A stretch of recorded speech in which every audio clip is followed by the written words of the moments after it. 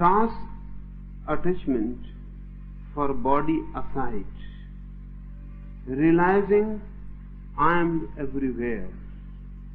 One who is everywhere is joyous. Toss attachment for the body aside, realizing I am everywhere. One who is everywhere is joyous. Many points have to be understood. First, toss attachment for body aside. There is a deep attachment with the body, bound to be. It is natural. You have been living in the body for many, many lives, from the very beginning. Bodies have changed, but you were always with a body. You were always embodied. There have been certain moments and times when you were not embodied, but then you were not conscious. When you die from one body, you die in unconsciousness. And then you remain unconscious.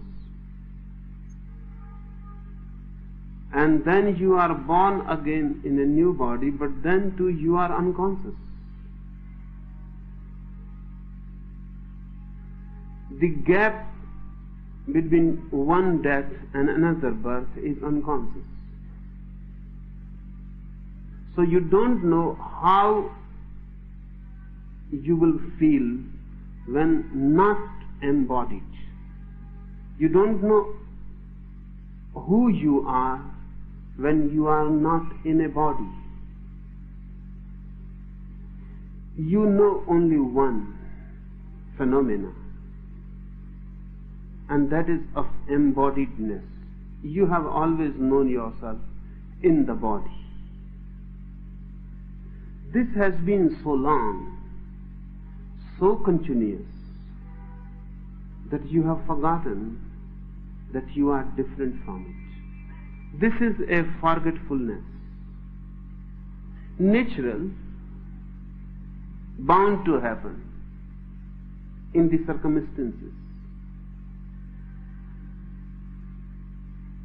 Hence the attachment. You feel you are the body. This is the attachment. You feel yourself that you are not anything than the body, not anything more than the body. You may not agree with me at this point, because many times you think that you are not the body, you are the soul, the self. But this is not your knowing. This is simply what you have heard, you have read, and what you have believed without knowing. So the first thing to be done is, you have to realize this fact, that really this is your knowing that you are the body. Don't deceive yourself, because deception will not help. If you think that you already know that you are not the body, then you cannot toss aside the attachment. Because really, for you there is no attachment, you already know. And then many difficulties arise which cannot be solved. A difficulty has to be solved at the beginning.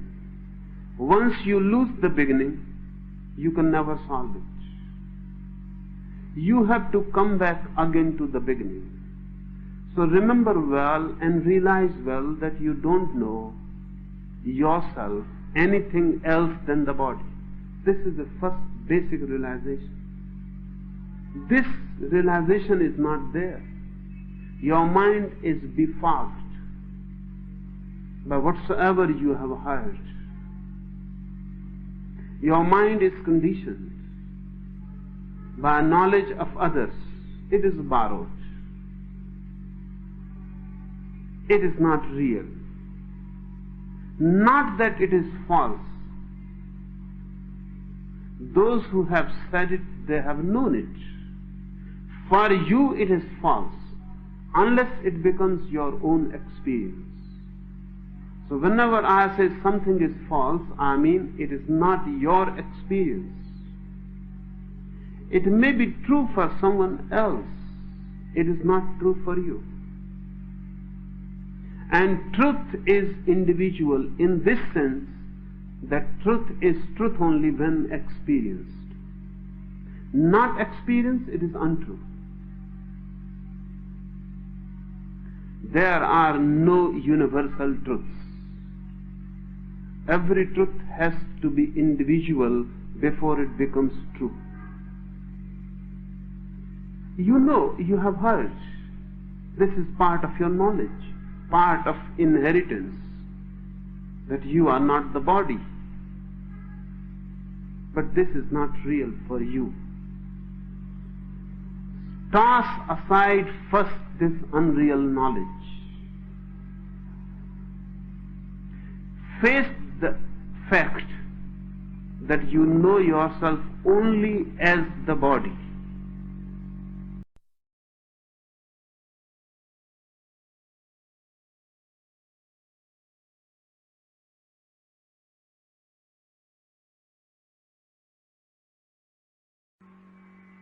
So to enter in this technique, first you have to throw the false knowledge of the self.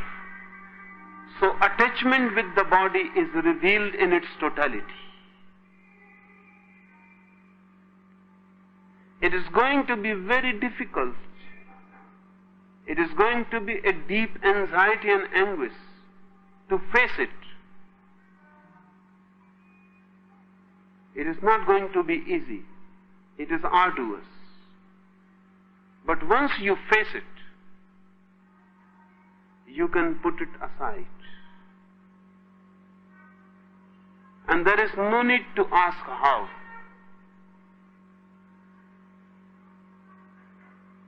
It is absolutely a fire, a hell. You can jump out of it. This sutra says, toss attachment for body aside.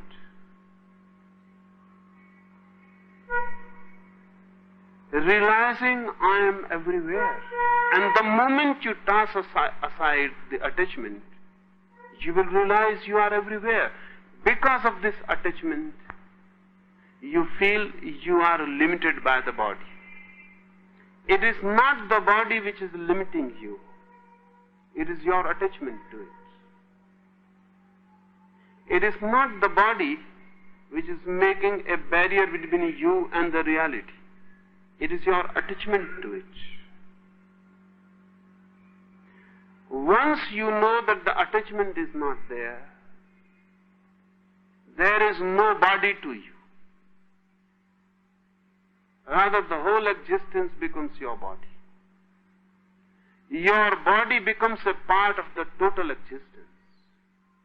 Then it is not separate. Really, your body is nothing but existence come to you. Existence reached to you. It is the nearest existence to you, that's all. And then it goes on spreading. Your body is just the nearest corner of it. And then the whole existence goes on spreading. Once your attachment is not there, there is no body to you. Or the whole existence has become your body. You are everywhere. In the body you are somewhere. Without the body you are everywhere.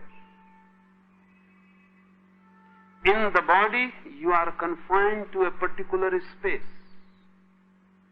Without the body you have no confinement. That's why those who have known, they say, body is the imprisonment. Not that the body is the imprisonment. Really, the attachment to it is the imprisonment. Once your eyes are not focused in the body, you are everywhere. This looks absurd. To the mind, who is in the body, this looks absurd. A madness, how one can be everywhere. To a Buddha, whatsoever we say that I am here looks really madness. How can you be somewhere? Consciousness is not a space concept.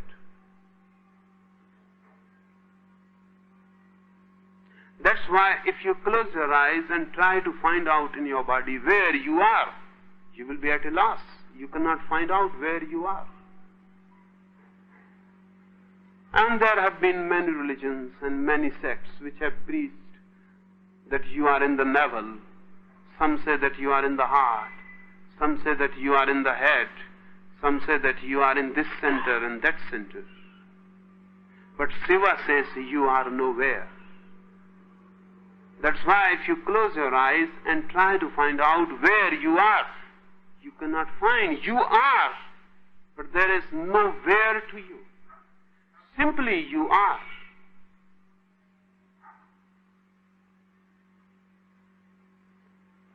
In deep sleep, you are not aware of the body.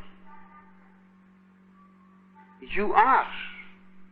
In the morning you will say the sleep was very deep, very blissful.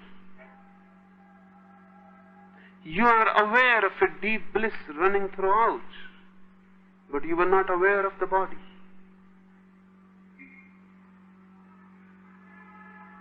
In deep sleep where you are.